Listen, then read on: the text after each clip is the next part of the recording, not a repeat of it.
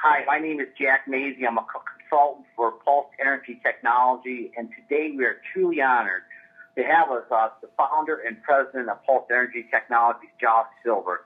I'm going to be asking him a series of questions just to better understand about Josh, his mission, about Pulse Energy Technology, how does it help and who does it help, what makes Pulse Energy Technologies products stand apart from its competitors, what's the difference between our product, our Mini and HD unit, and all the other high-powered devices on the market, and why should you do business with Pulse Energy Technologies. So, Josh, hi, and glad to have you. Hi, Jack. Thanks for having me. Well, we appreciate you taking the time to answer a few questions so we can get a better perspective of you and the company. And I guess the first question I'd like to ask is, can you tell me a little bit about yourself? Where do you live? Are you married? You have kids? Yeah, sure. So I'm 38 years old. I was born in Southern California. I was born in Irvine and raised in Orange County. I went to school in Santa Barbara, and now I live in the Los Angeles area. I'm married for 6 years, and I have two kids that are 4.5 and 2.5-year-old boys. Right. Could you give me a little historical background of how you got involved with Pulse Energy Technologies, how long you've been with it, and what was your involvement in bringing it into the United States? Sure. So, funny enough, don't let the camera fool you. I may have a younger-looking face, but I'm sort of the old man in the technology. I've been around doing this for 15 years, if you will, since the turn of the last century. I first started working with a company in 2000 that brought what we call the Ford Model T, the first version of this technology over from Europe, called the PEMF device. And the gentleman that brought it over was a guy by the name of Chuck Walla. And when I had finished school, I had moved to Los Angeles and I was looking for a job, and there was a company that had just gotten a building on one of the major streets here, and they needed somebody to wire the building for the internet.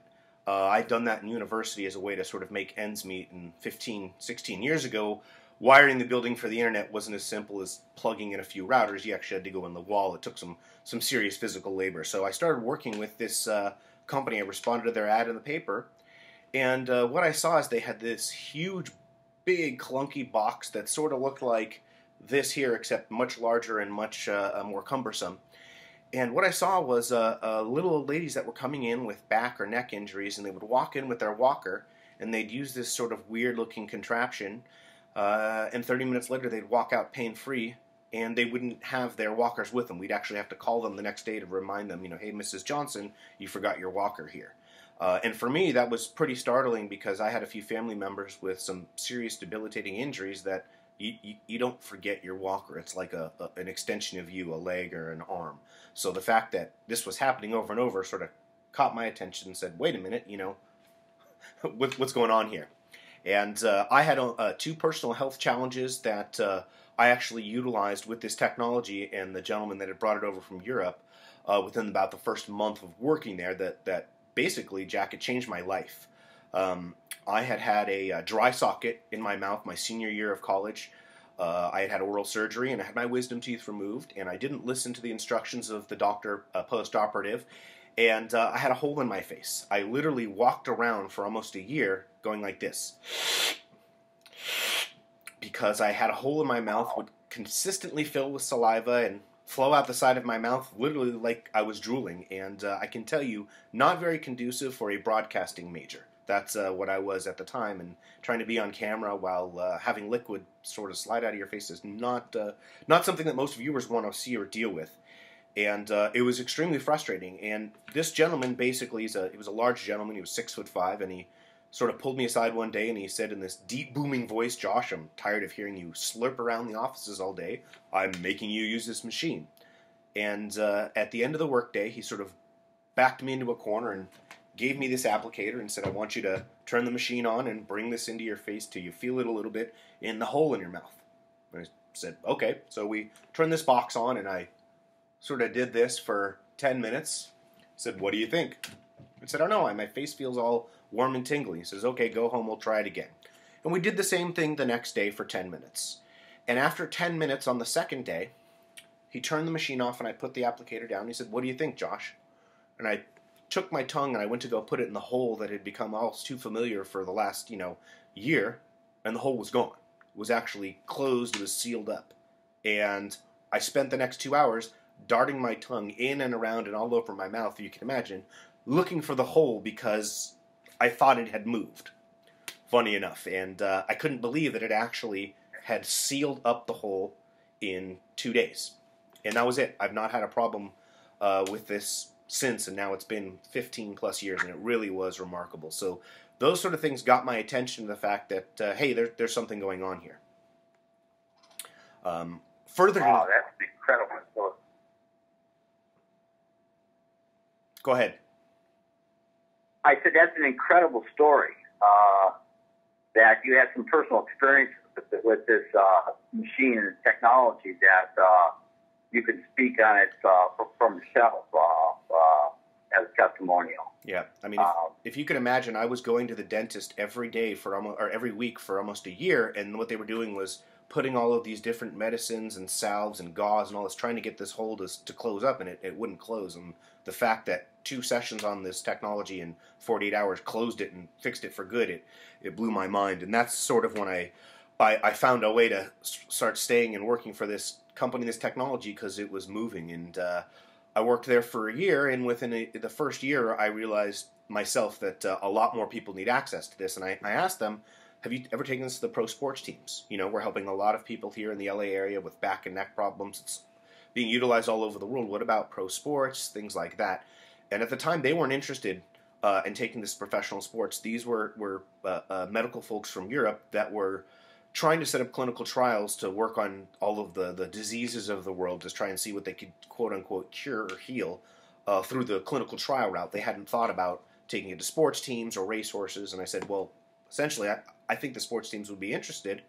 Can we try? And the gentleman said, okay, if you think they'd be interested, make a phone call. So I picked up the phone and I called the pro football team in San Diego and the pro football team in San Francisco and left them both long sort of messages about how their team doctors told me to give them a call because we have a special technology and we'll be in town this weekend, blah, blah, blah, something to get the guys on the phone. And the San Diego team didn't return the phone call, but the San Francisco team did. And they said, essentially, what time can you be here? So we showed up on a Friday, and we gave them the whole spiel about what the technology is and how it's going to work and what it'll do. And they let us treat one player. They said, well, we've got one guy we'll let you treat. And we treated a football player by the name of Terrell Owens, or T.O., a very well-known pro football player, future Hall of Famer, a legend of his time. And we treated him about 15 minutes on his heel. And he went out and said, okay, thanks, and that's it. And we went home. And he had a game on Sunday. And we got a phone call Monday afternoon from the head athletic trainer of the San Francisco 49ers, the football team, saying, hey, where are you guys? I said, well, we're back in Los Angeles. Why? He said, Terrell Owens just walked into the training room and said his heel doesn't hurt him, and it has never not hurt him after a football game his entire life. He wants to know where you guys are. He wants to use this machine further. We want to take a look at this. So at that point, my boss said, okay, Josh, I guess they are interested. And he put me on a plane, sent a machine up to the 49ers facility, and I spent the last 8 weeks of the NFL season doing what basically amounts to be a case study with the San Francisco 49ers. I got to live, eat, sleep, and breathe right next to everybody. Josh, you were saying about your boss. So you were working for a company, a European-based company, and you brought this technology, or they brought the technology to the United States. Correct. Is that correct? How correct. It worked? Okay. Yeah, there was a gentleman that brought the technology over from Europe, and it was the first version of this technology to come over to America. Okay, so your first inroads, you got into San Francisco 49ers. Yeah. And then from there, what happened? From there, it's sort of, funny enough, if you will, it exploded. Once the word got out that there was a new technology that was helping the 49ers, who made the playoffs that year in dramatic fashion, once we sort of got into the situation where other teams, other players started talking about, hey, there's this new thing, it wasn't us sitting there trying to figure out who to contact and how to contact them. It was the other way around. Our phone started ringing. I got a chance to take the machine to the Raiders, and the Raiders, the Oakland Raiders football team, introduced us to the Atlanta Braves baseball team. I got to spend 6 weeks with the Braves during the Major League season, doing a trial run with the machine again as a case study to see where it was most effective, where maybe it needed to be improved, and whatnot. And when they talk about fate and coincidence and all those things happening at the same time, at the time of in 2002, 2003, 2004, sort of literally and figuratively, the largest sort of sports figure in my area in Los Angeles was Shaquille O'Neal. He is a Hall of Fame NBA basketball player who was a larger-than-life character and very well known for being sort of outspoken and being in the community and helping kids and underprivileged people and all of that. So he's a very well-known guy, and we used to sort of kid around that this machine is perfect for him because it's a technology being used in sports therapy, but really it's something that can help the entire world. And one day, at the headquarters in Los Angeles in 2004. A very famous political comedian by the name of Dick Gregory came in to get a session on the machine with a friend of his by the name of Lee and Lee's daughter, Shawnee. And Lee had neck pain, Shawnee had low back pain, and so they were all trying out the machine. And nobody knew who Lee and Shawnee were except me because I knew who Shawnee was from TV. And I went up to her and I said, "Hey, what do you think of this machine?" And she was raving, "Oh, this is great. My back feels so much better." And I said, "You know who would really like this machine?" And she turned at me and smiled. She said, "My husband." And I said, "Yes, your husband. He would love it." She's like, "Yeah, I bet he would. When can you guys come to the house?" And this is Shaq's wife. So I sort of tried to compose myself being as calm and cool as possible and said, "We can come tonight. What time should we be there?" She said, "How about 6 o'clock?" So the date was made, and that evening myself and Chuck took the technology up to his home here in Los Angeles, and we met up with Dick Gregory and a few other folks, and we ended up spending about 3.5 hours at Shaquille's house, giving him a good hour-long treatment on the machine, and like most people, when they tried it the first time, he was absolutely blown away. He couldn't believe that he felt the pulse go to all of his spots, and he felt better. And from there, when they say the rest is history, I ended up sort of becoming his personal pulsed energy PEMF therapist, over the last 12 years. So I've had a real unique opportunity, both when he was playing and now since he's retired, to be flown out and sort of around the country or the different cities where he's at and had been playing, and provided a concierge type of therapy treatment for him. It's been really neat, both on a personal level because I was a fan, but also on a professional level because I got to see firsthand a top-level athlete at high-end performances using this technology as a way to recuperate and recover, and I could visually and I could see and almost touch and feel the results. And from that point, we got a real strong basis as to how well the technology works, so we could therefore then come up with realistic session times, protocols, and more replicatable and predictable results. So when they say, the rest is history, from there I sort of knew that this is my calling, this was what I was supposed to be doing. The good and the bad that comes with that is that we always felt that the technology that Chuck brought over from Europe was fantastic, that it worked great. The issues with the technology itself were that it was very cumbersome. It was 300 pounds. Shaq is 7'1", and this device was big and heavy for a guy like him to lift and pick up. It was over $60,000 US. It was imported from Greece and did not have all of the regulatory aspects and coding needed to come through. So the results of the technology were great, but a lot of the stuff behind it were not. So essentially, at one point in the beginning of 2004, myself and Chuck and another gentleman named Robert said, "Well, you need to come up with our own box." We loved the original version from Europe. It was great, but it was outdated. It needed to be improved. And similar to cell phones, right, Jack? If you remember the first cell phones in the 80s, there was this huge contraption on one side with a wire and a box on the other, like a suitcase, and we would call this a portable or mobile, phone. Now, we all have iPhones that are the size of the palm of our hand, light, and can function and do a lot more, and have brought the cost down. So that was sort of our inspiration for doing that. So we spent 6 months re-engineering the technology and finding a way to not only improve it, but make it patentable, make it more affordable, and if you will, sort of modernize it into this decade. And we succeeded. We were able to create the first prototype in 2004, something that was not the predecessor. It was a smaller, more portable version, just as powerful. And not long after that, my mentor, the gentleman who brought me in, who sort of brought me to this point, had a sudden heart attack and he passed away.